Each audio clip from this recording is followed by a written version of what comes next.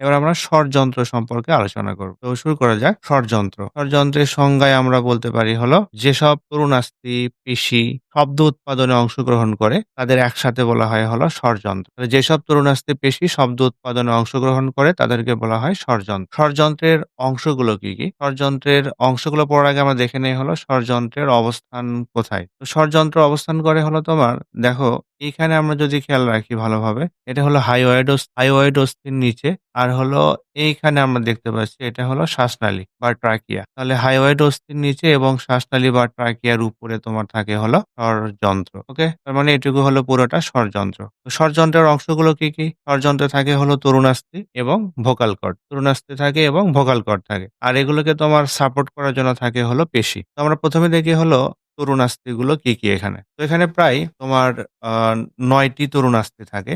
৯ টি তরুণাস্থি থাকে। এর মধ্যে ৩ জোড়া ৬ টি আর হলো সিঙ্গেল ৩ টে অর্থাৎ বিজোড় হলো ৩ টে আর হলো জোড় হলো ৩ টা। মোট হলো ৯ টি তরুণাস্থি থাকে। তরুণাস্থিগুলো কি, কি? আমরা দেখি একটা, একটা করে। তো ১ম যে তরুণাস্থি দেখতে পাচ্ছি সবচেয়ে বড় এই যে এই কালার দেখো কিছুটা নীল কালার মনে হচ্ছে। এটাকে আমরা বলবো হলো থাইরয়েড তরুণাস্থি। এটার নাম হলো থাইরয়েড তরুণাস্থি। ওকে? তাহলে আমরা পারবো। তাহলে থাইরয়েড তরুণাস্থি কোনটা? তাহলে এটা হলো থাইরয়েড তরুণাস্থি। ওকে? দেখো ইন্ডিকেট করে দেই। এটা হলো থাইরয়েড তরুণাস্থি। এবার যাচ্ছি আর আমরা তার পরেরটায়। খুব ভালো করে দেখো এবার। থাইরয়েড তরুণাস্থিকে যদি আমরা উপর দিকে নিয়ে যাই একটু, তার নিচে একটা তরুণাস্থি পাওয়া যায়। এটাকে বলা হয় ক্রিকয়েড তরুণাস্থি। বড় করে দেখায়। এটাকে বলা হয় ক্রিকয়েড তরুণাস্থি এইটা। এবার দেখো এটা কিন্তু সিঙ্গেল। ক্রিকয়েড তরুণাস্থি একটা, থাইরয়েড তরুণাস্থি একটা।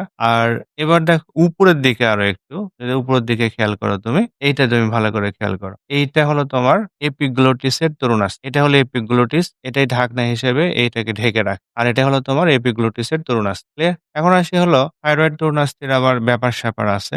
থাইরয়েড তরুণাস্থি অনেক বড় এটা সবচাইতে এখানে। সবচেয়ে বড় এবং সুস্পষ্ট। অনেকের গলায় দেখবা সুন্দর একটা উঁচু হাড্ডি থাকে। এটাকে তোমার বলা হয় হলো অ্যাডাম অ্যাপল।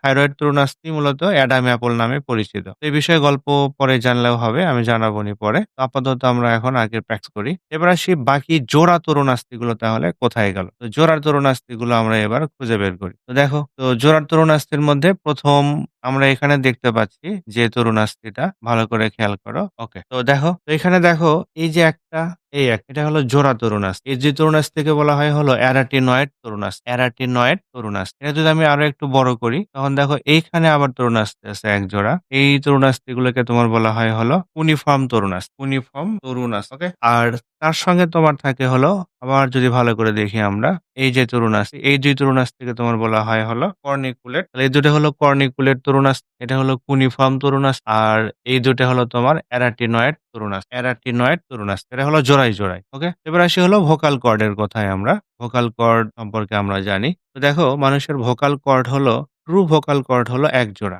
এই যে সাদা লাঠির মতো দেখতেছো একটা, এই পাশে এক। তো খেয়াল করো এই সাদা লাঠির মতো এইটা এই পর্যন্ত, আবার এটাও দেখো এই পর্যন্ত। এই সাদা লাঠির মতো এটাকে তোমার বলা হয় হলো ভোকাল কর্ড। এটা হলো true vocal cord. Vocal cord মূলত পেশি দিয়ে তৈরি। বেশ শক্তিশালী পেশি দিয়ে তৈরি ভোকাল কর্ড। আর ভোকাল কর্ডের পাশে যে তুমি দেখতে পাচ্ছ এটাকে বলা হয় ভেস্টিবিউলার ফোল্ড বা ফলস ভোকাল কর্ড। তাহলে এক জোড়া আছে ফলস ভোকাল কর্ড আর এক জোড়া আছে হলো ট্রু ভোকাল কর্ড। দুটোই তোমার পেশি দিয়ে তৈরি। দুটাই হলো পেশি দিয়ে তৈরি। এখন খেয়াল করো ভোকাল কর্ড আসলে কি কাজ করে? তো যখন আমরা স্বাভাবিক অবস্থায় থাকি তখন এই ভোকাল কর্ড দুটার মাঝখানে ফাঁকা থাকে। বাতাস যাওয়া আসা করে শ্বাস নেওয়ার সময়। কিন্তু আমরা যখন কথা বলতে চাই তখন এই ভোকাল কর্ড এদিক থেকে এগিয়ে আসে, এও এদিক থেকে এগিয়ে আসে। ২ টা ভোকাল কর্ড আস্তে, আস্তে ধীরে, ধীরে কাছাকাছি আসে। ফলে ফুসফুস থেকে যে বাতাস আসে সে বাতাস এখানে কম্পন তৈরি করে। কম্পন তৈরি করার ফলে আমরা শব্দ শুনতে পাই। তাহলে দেখো একটা ভিডিও দেখো কিভাবে আ শব্দ তৈরি হয় সে বিষয়ে আমরা দেখি। তো দেখো এখন স্বাভাবিক অবস্থায় আছে।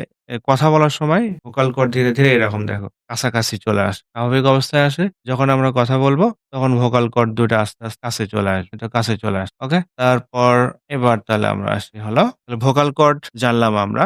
এখন আসি ভোকাল কর্ড সম্পর্কে কিছু তথ্য দেখো। শিশুরা যখন জন্মগ্রহণ করে তখন তার ভোকাল কর্ড তোমার থাকে হলো মাত্র ০.৫ সেন্টিমিটার। ০.৫ থেকে ০.৬ সেন্টিমিটার হয়। আর যখন তোমার মানুষ বয়প্রাপ্ত হওয়া শুরু করে আমরা বলে থাকি হলো তোমার অ্যাডোলেসেন্স বা বয়ঃসন্ধিকাল। তখন শিশুদের যারা ছেলে তাদের অ্যান্ড্রোজেন এবং টেস্টোস্টেরন হরমোন ক্ষরণ হয়। হওয়ার ফলে এই ভোকাল কর্ড তখন তোমার কি করে ধীরে, ধীরে মোটা এবং লম্বা হতে থাকে। ফলে একটা পূর্ণবয়স্ক পুরুষের ভোকাল কর্ড লম্বা হয় হলো 1.75 সেন্টিমিটার থেকে 2.5 সেন্টিমিটার। এই যে বড় এবং মোটা ভারী হওয়ার কারণে পুরুষের কণ্ঠস্বর হয় হলো তোমার বেশি ভারী বা মোটা হয়, কর্কশ হয়। আর স্ত্রীদের ভোকাল কর্ড হয় 1.25 সেন্টিমিটার থেকে 1.75 সেন্টিমিটার। এটা বেশ খাটো পুরুষের তুলনায় এবং কম ভারী বা মজবুত। এ কারণে নারীদের কণ্ঠ হয় হলো তোমার সরু, সুরেলা, ঠিক আছে? মানুষের মন জয় করার জন্য। তাহলে আমরা ভোকাল কর্ড সম্পর্কে আমরা জানতে পারলাম মোটামুটি।